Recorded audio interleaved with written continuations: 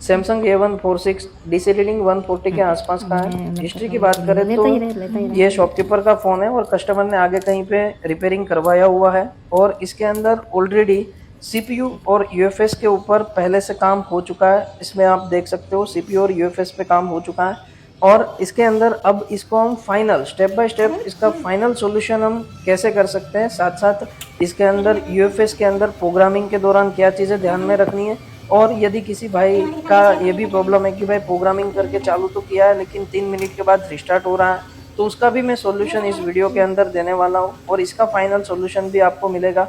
तो इस वीडियो को एंड तक आप देखते रहिए। तो यहाँ पे हम इस फ़ोन के अंदर ऑलरेडी पहले से सीपीयू और हार्ड डिस्क किया हुआ है, तो हमें सीपीयू और यूएफएस दोनों को उठाना पड़ेगा और नीचे की उसकी कंडीशन देखनी पड़ेगी। तो यहाँ पे हमने सीपीयू और यूएफएस को अभी हम उतार रहे हैं और साथ साथ हमें इसके अंदर यूएफएस के अंदर पार्टीशन अवेलेबल है कि नहीं वो भी हमें देखना पड़ेगा। तो यहाँ पे मैंने सीपीयू और यूएफएस को उतारा है और सीपीयू और यूएफएस को उतारने के बाद हम मदरबोर्ड को क्लीन करेंगे और ये दो जगह के ऊपर जहाँ पे मैं बता रहा हूँ वहाँ पे हमें यदि ट्रैक अवेलेबल है तो भी वहाँ पे हमें जंपर देना है, वो करना फिक्स है। वहीं से ही मोस्ट ऑफ अपना प्रॉब्लम जो है उसका फाइनल सॉल्यूशन हो जाता है।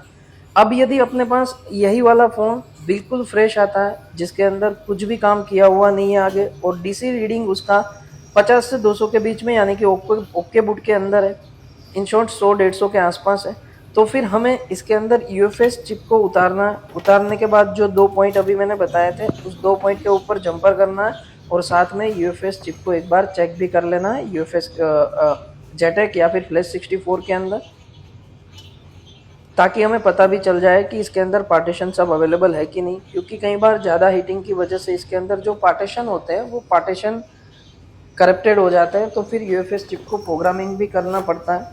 तो यहाँ पे हमने सीपीयू और हार्ड डिस्क को उतार के मदरबोर्ड को 0-0 करके क्लीन कर लिया है। उसके बाद फिर हम सीपीयू को रिबोल करेंगे। तो यहाँ पे सीपीयू की जो कंडीशन है उतनी ज़्यादा अच्छी नहीं है, तो हम छोटे वाले सोल्डर से ही हल्के गर्मी से इसको 0-0 करेंगे। डी सोल्डर यहाँ पे नहीं चलाना है। यदि एक बार ऑलरेडी सीपीयू हो गया तो दोबारा फिर हमें उसको निकाल के रिबोल करना होता है। उस टाइम पे डी सोल्डर नहीं चलाना है, वरना उसकी लाइनें जो है आपस में भिड़ने की संभावना ज़्यादा हो जाती है।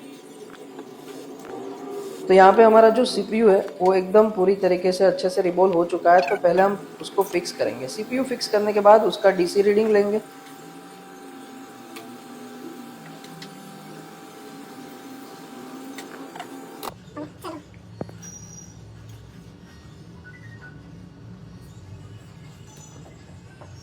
यहाँ पे जब आप देखोगे तो हमारा जो सीपीयू है वो फिक्स हो चुका है और हम अब एक बार डीसी पे चेक करते हैं। डीसी पे अपना 140 के आसपास का आना चाहिए रीडिंग। तो यहाँ पे अपना रीडिंग जो है वो ओके आ चुका है। तो अब हम यहाँ पे यूएफएस जहाँ लगेगा वहाँ पे ये दो जंपर कर देते हैं और यहाँ पे ट्रैक हमारे अवेलेबल है, तो हमें यहाँ पे जलेबी बनाने की कोई ज़रूरत नहीं है, सिर्फ सिंपल जंपर कर देंगे दो और उसके बाद फिर हम यूएफएस चिप को चेक करेंगे। इसके अंदर यूएफएस चिप के ऊपर आप यदि प्रोग्रामिंग कर रहे हो तो चिप कॉन्फ़िगरेशन फाइल को राइट नहीं करना है, सिर्फ इरेज करना है लॉजिक यूनिट को। यदि चिप कॉन्फ़िगरेशन आप फाइल राइट करोगे तो उसके बाद इस फ़ोन के अंदर 3 मिनट वाला रिस्टार्ट वाला प्रॉब्लम आ जाता है।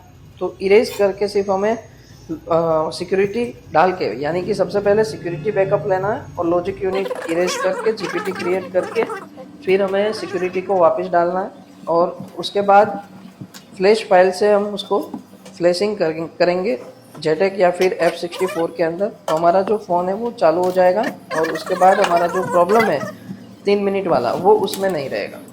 तो यहाँ पे हमने यूएफएस चिप को रेडी कर लिया है साथ में। अब हम इसको सिर्फ चेक कर लेते हैं। F64 बॉक्स के अंदर मैं चेक कर रहा हूँ, जेटेक के अंदर या फिर मीपी टेस्टर में भी आप चेक कर सकते हो।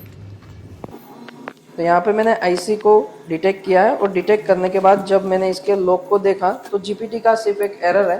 तो जीपीटी वाला एरर इसमें फिक्स करने की कोई ज़रूरत नहीं है, इस मॉडल में कोई इश्यू नहीं रहेगा। मैं सिर्फ सिक्योरिटी को रीड कर लेता हूँ ताकि यदि दोबारा हमें यूएफएस चिप को रिवॉल्व करना पड़ा या फिर कुछ सीपीयू वापस करना पड़ा, दोबारा हिट करना पड़ा, तो सिक्योरिटी अपने पास होगा तो फिर वापस उसको वही सिक्योरिटी से हम रिप्रोग्रामिंग करके पार्टीशन क्रिएट करके उसको चालू कर सकते हैं। और इसके जो सारे के सारे जो लॉजिक यूनिट है वो जब मैंने देखे तो एकदम परफेक्ट है। इसके अंदर किसी भी तरह की प्रोग्रामिंग की हमें जरूरत नहीं है, सिर्फ सेफ्टी पर्पस के लिए मैं सिक्योरिटी बैकअप कर रहा हूँ। जीपीटी वाला एरर भी हमें ऐसे ही रहने देना है, कोई फिक्स करने की एमबीआर फिक्स करने की कोई ज़रूरत नहीं है इसमें। तो यहाँ पे मैंने सिर्फ और सिर्फ यूएफएस चिप को चेक कर लिया है और वो जो 2 जंपर मैंने बोला वो जो जंपर मैंने लगाया और उसके बाद मैं यूएफएस चिप को फिक्स कर रहा हूँ। फिक्स करने के बाद हमारा फ़ोन सही से पूरा चालू हो जाना चाहिए, क्योंकि प्रोग्रामिंग की कोई ज़रूरत थी नहीं इसमें। तो यहाँ पे मैंने सीपीयू और यूएफएस को फिक्स किया है और मैं अभी चेक कर रहा हूँ मिडल में डाल के। तो अपना जो फ़ोन है उसके अंदर बैटरी लो है, तो बैटरी चार्ज किया एक्सटर्नल चार्जर में और उसके बाद जब आप देखोगे तो हमारा फ़ोन जो है वो पूरा सही तरीके से चालू हो गया है। यदि आप इसी तरीके से step by step fault finding करके मोबाइल रिपेयरिंग सीखना चाहते हैं तो हमारा इंस्टीट्यूट ज्वाइन कीजिए। डिस्प्ले पे दिए गए नंबर पे हमें कांटेक्ट कीजिए। Thank you.